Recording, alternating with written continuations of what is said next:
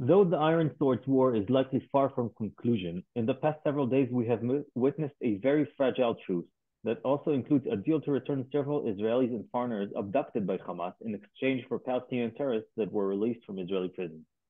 The Israeli government vows to continue the war after the ceasefire expires, but for now, it is being extended, or at least the talks continue to maybe extend it further. The next few days will allow us to understand where we stand and what is likely to happen in the very near future. I'm Eli Klutstein, Contact and Media Director at JPC. We're happy to host today Ruth Wasserman Lande, former member of the Knesset between 2021 and 2022, former Deputy Ambassador to Egypt, and an expert in the field of international diplomacy. Our conversation will focus on the effect of the war on various regional issues, geopolitical ties, and future possible scenarios. Hi, Ruth. Thank you for taking the time to talk to us today. Hello. I want to start with the issue of Israeli legitimacy and specifically U.S. position. What is the current status of our relations with the administration, and can we say that Netanyahu and Biden's tie were strengthened, especially following the controversy regarding the judicial reform before the war? So I think it's quite clear that the Israeli-American relations are of enormous strategic importance.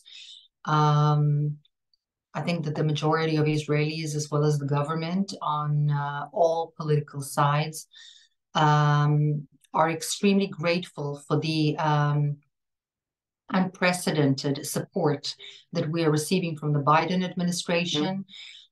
Also from bipartisan support in the Congress as well as in the Senate.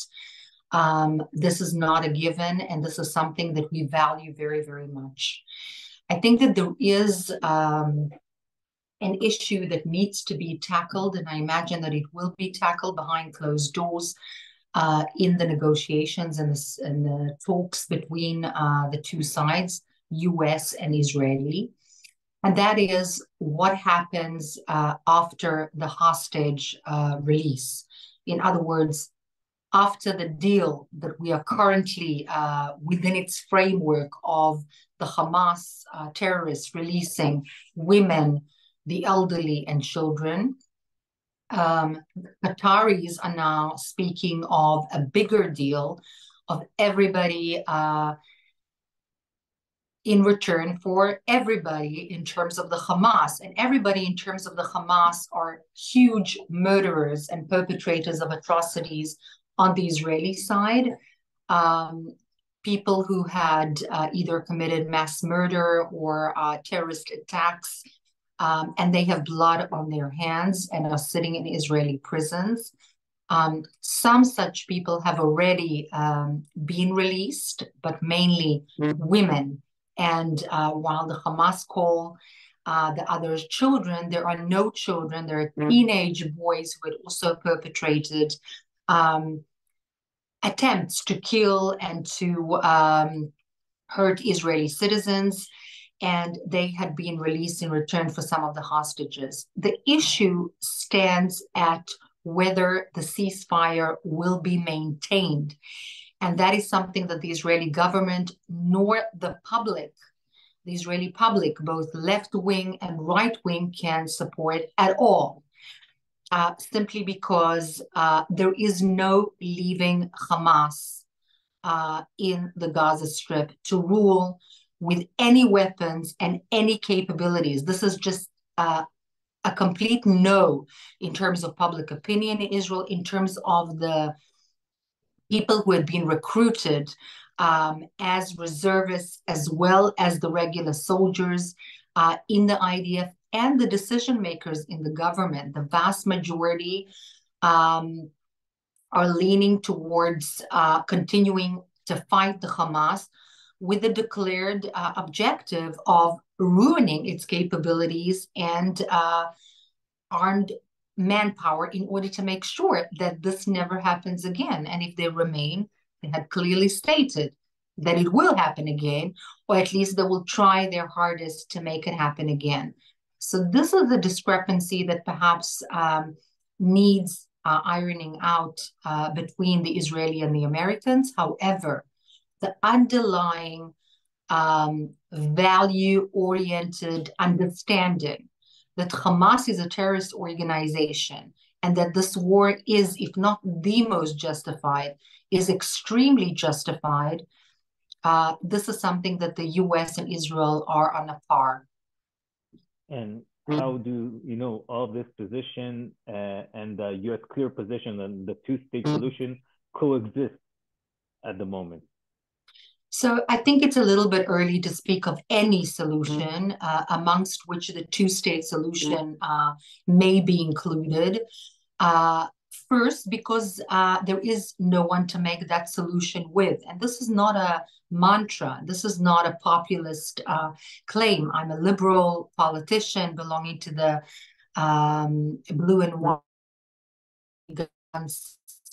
party. And yet, as an Arabist, an expert in Arab affairs, I look at the West Bank, which is, by the way, 5 minutes away from me. I'm in Israel proper, the northern part of the Sharon area. The fence, it's very, very near. It's happening there. I feel what is happening there. The Hamas has taken tremendous efforts, and the Iranians supported them, trained them, encouraged them, and funded them throughout the recent years to build Hamas and the Islamic Jihad in the West Bank. Abu Mazen is very weak, and I remind everybody, if they happen to have forgotten, that he's 80 something years old and will not live forever. And basically, the factions in the West Bank are currently fighting who will kill more Jews, and trying to take credit for who would create more havoc for the Jewish state. These are not the kinds of people that I would like at any leadership neighboring Israel. And that's not just me as a liberal. That's basically almost everyone in the country, again, left and right. There is a problem because of the incitement that has been fed and nurtured to the population for decades.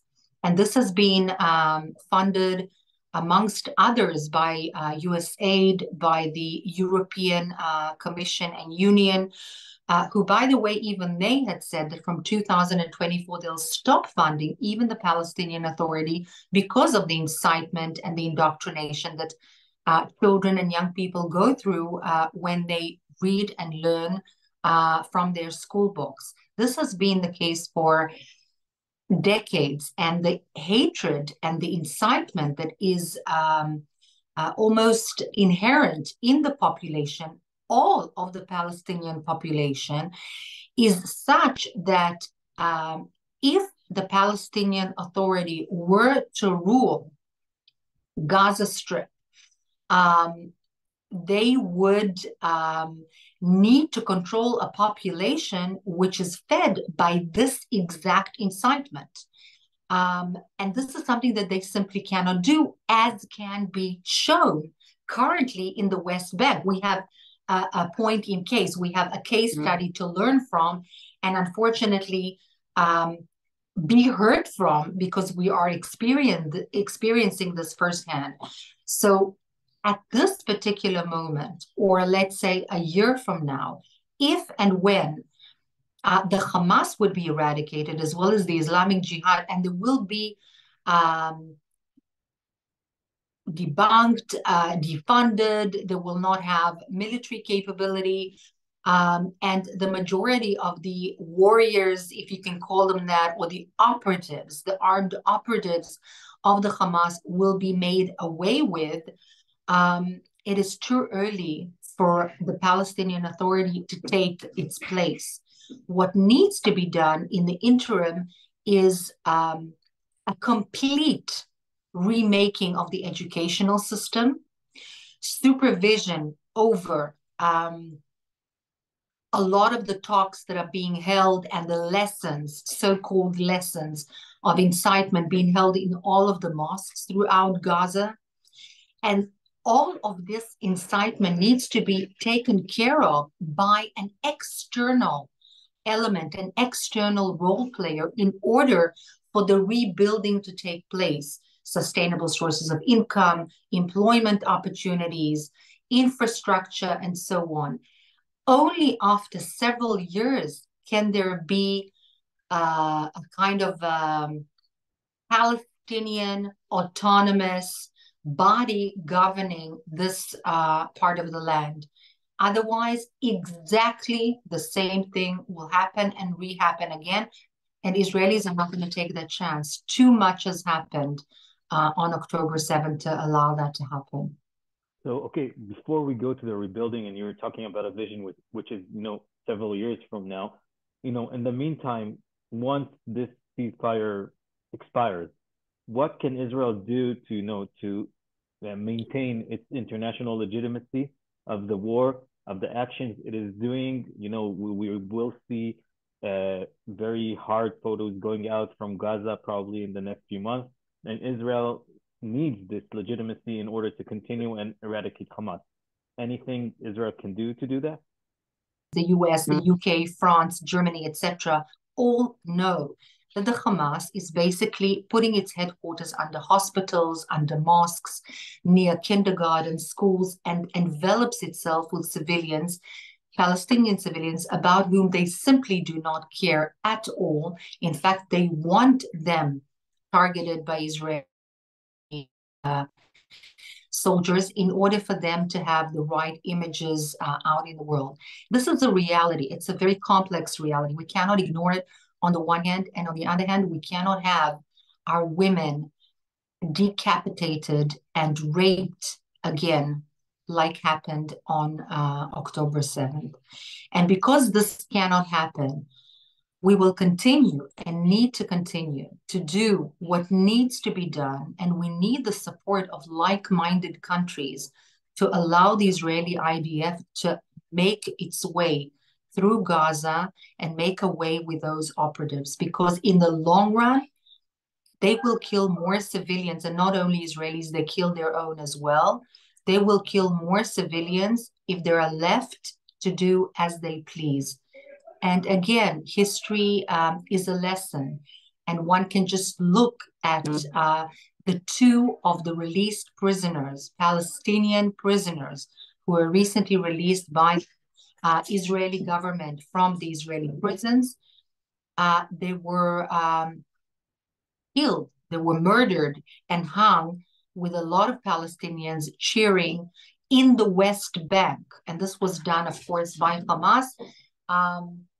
In a kind of a ruling that they had cooperated with the Israeli intelligence services.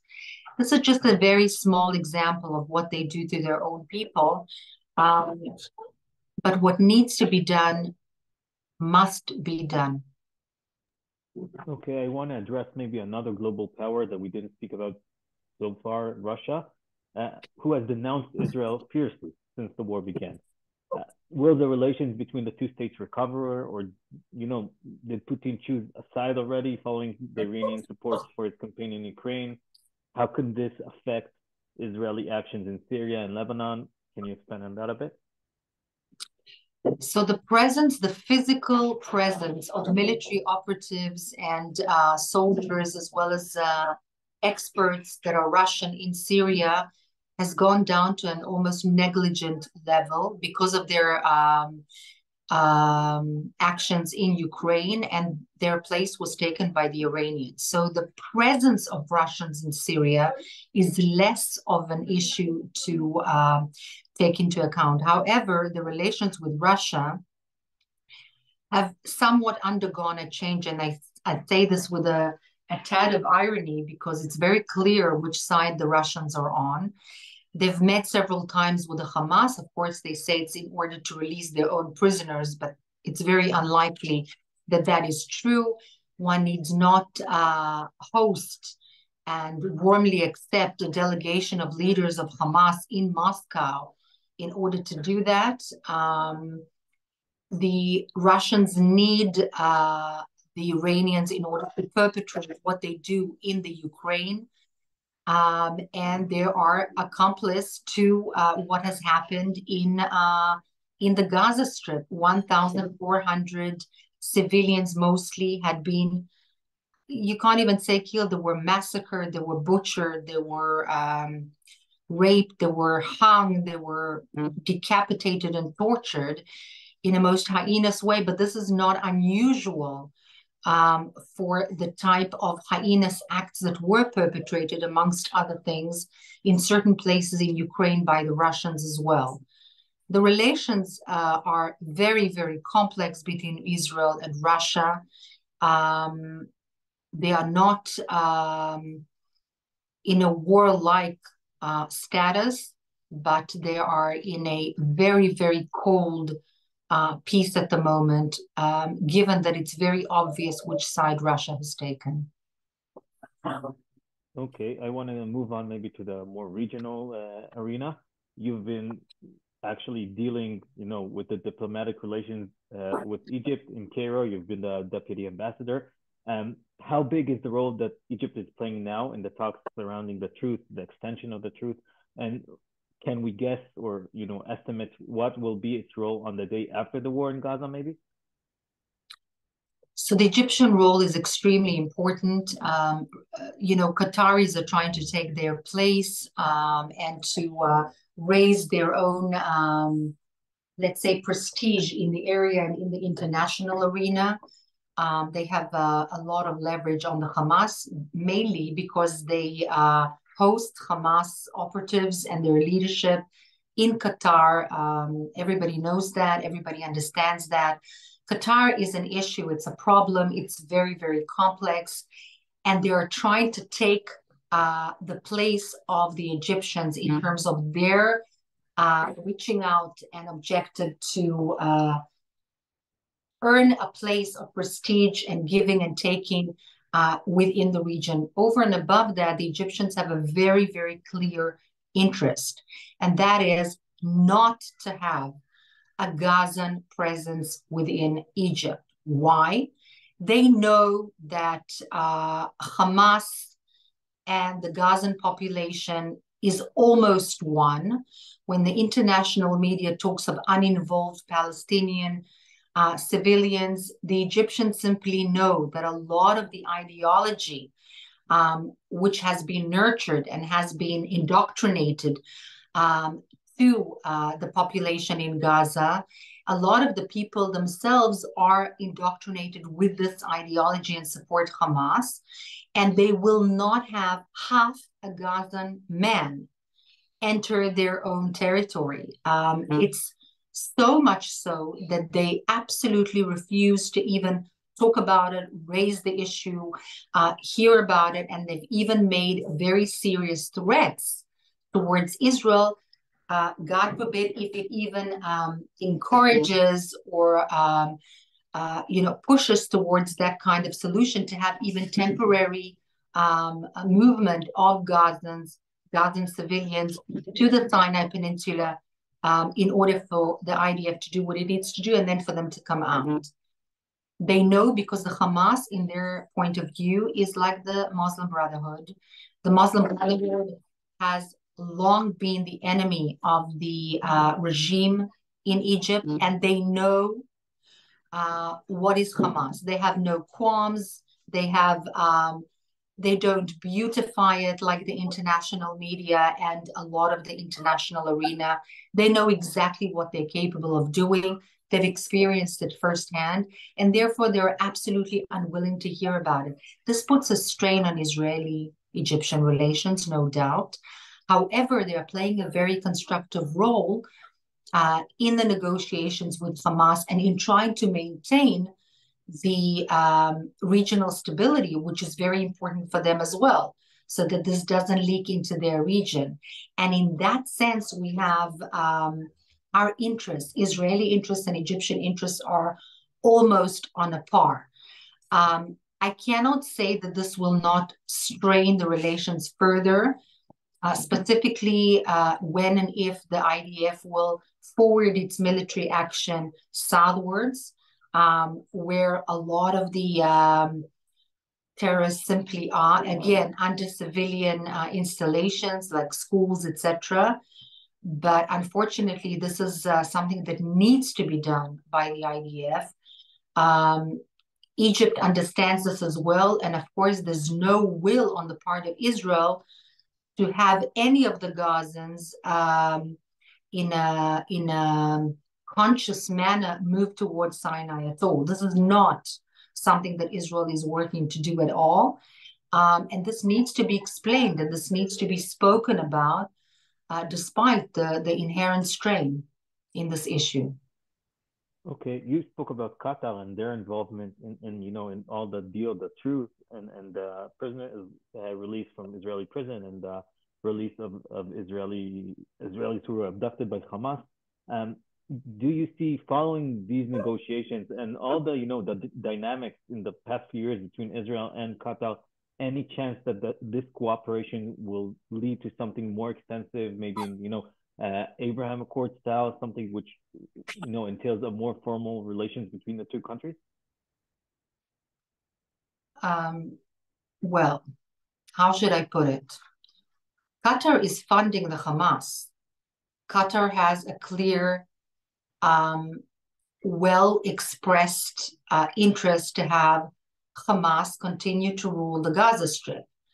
Given the fact that Hamas has declared that it wants the annihilation of the state of Israel and every single Jew on the face of the planet, that means that Qatar has absolutely no problem with that declaration and or objective, meaning in logical terms that Qatar has no problem with the annihilation of all Israelis, the entire state of Israel, and all Jews throughout the world.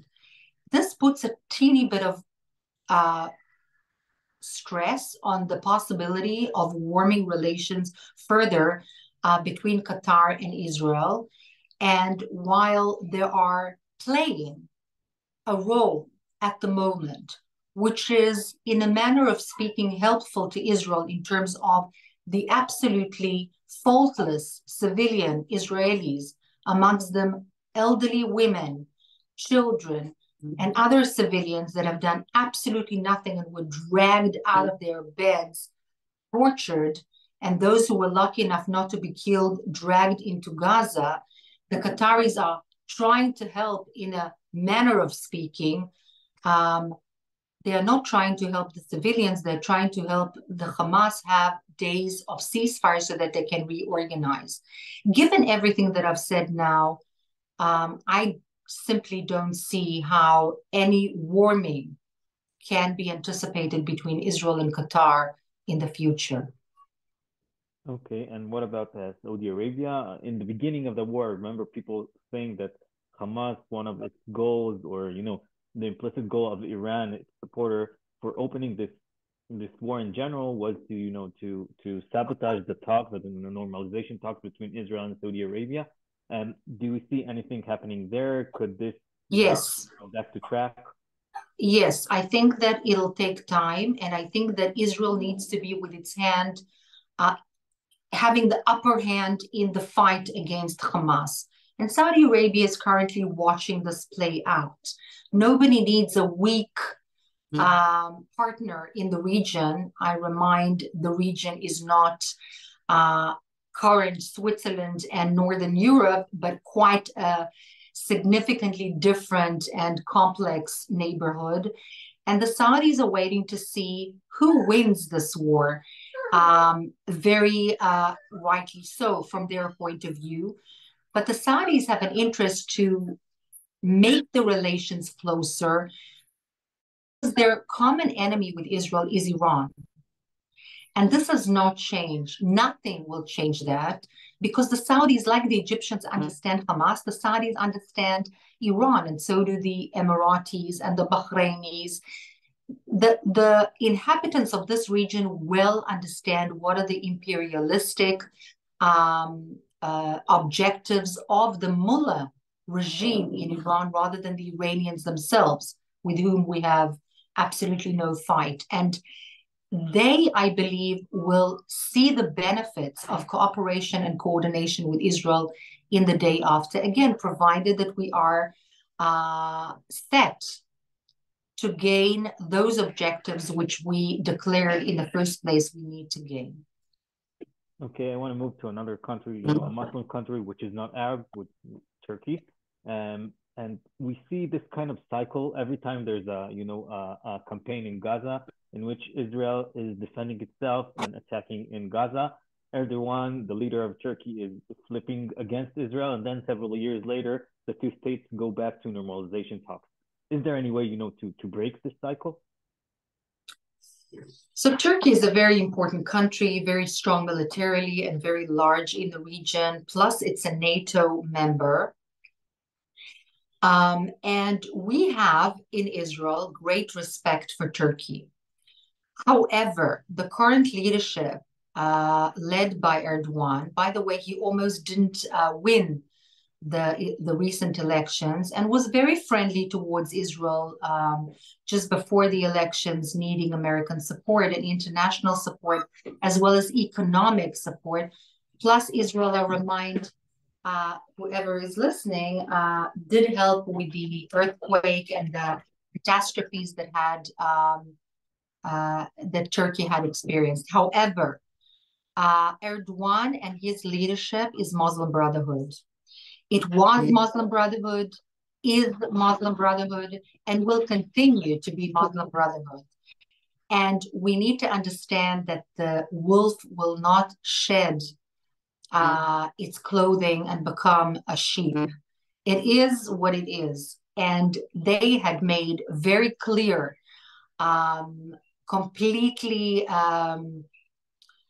straightforward remarks led by Erdogan against Israel, against what Israel is doing in self-defense vis-a-vis the Gaza Strip and Hamas, and in the favor of Hamas, not denying the fact that the Hamas is still holding civilian hostages, etc.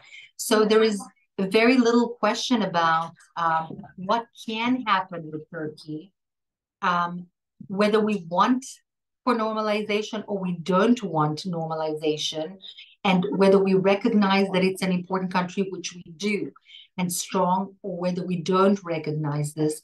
The reality is that the leadership in Turkey currently is the same as the Muslim Brotherhood, the same as the Hamas, meaning on a par with the destruction of the state of Israel and everybody who lives in it. That doesn't leave much space for cooperation. Okay, I think my final question is going north to Lebanon. We've seen so far, minor friction, I would say, in the border. Hezbollah has done several attacks on Israel. There were several people killed, but it's not the major war everyone were, expecting or afraid of. Do you see this happening soon, if at all? Yes, I do. It's not a matter of if, it's a matter of when. They were waiting for a moment of opportunity, led by Iran, of course, there's no question. The Lebanese are tired of wars, tired of being destroyed, tired of being disintegrated into a very, very poor, unruly country. And they are crying out against the Hezbollah. And they are speaking about their wish not to irritate Israel more than the Hezbollah already has. Now, you spoke about minor attacks against Israel. They hadn't been so minor. I mean, had there not been the war in Gaza at the moment, this a long time ago would have been, a reason for war between Israel and the Hezbollah, or certainly very significant repercussions from the IDF. There is a wish, a declared wish, by the way, plus capability on the part of the Hezbollah to war against Israel and to do and to bring to Israel significant damage, if not as well the annihilation we were speaking about earlier from the Hamas. This is the major plan, the roadmap of Iran, and it hasn't changed. The question is, what is the time of opportunity that needs to be opportune for Hezbollah? And there hasn't been such an opportune moment because the Hamas didn't exactly play out its role as the Iranians had wished it to play and commanded it to play. So one proxy didn't behave so well and didn't do didn't perform its role in the manner that it should have, to allow the Hezbollah to perform its role in the northern part of Israel. Okay, I think that's very clear. Ruth Wasserman Lande, thank you very much for joining us today and for explaining all of this. And I hope we will hear good news soon. Please God.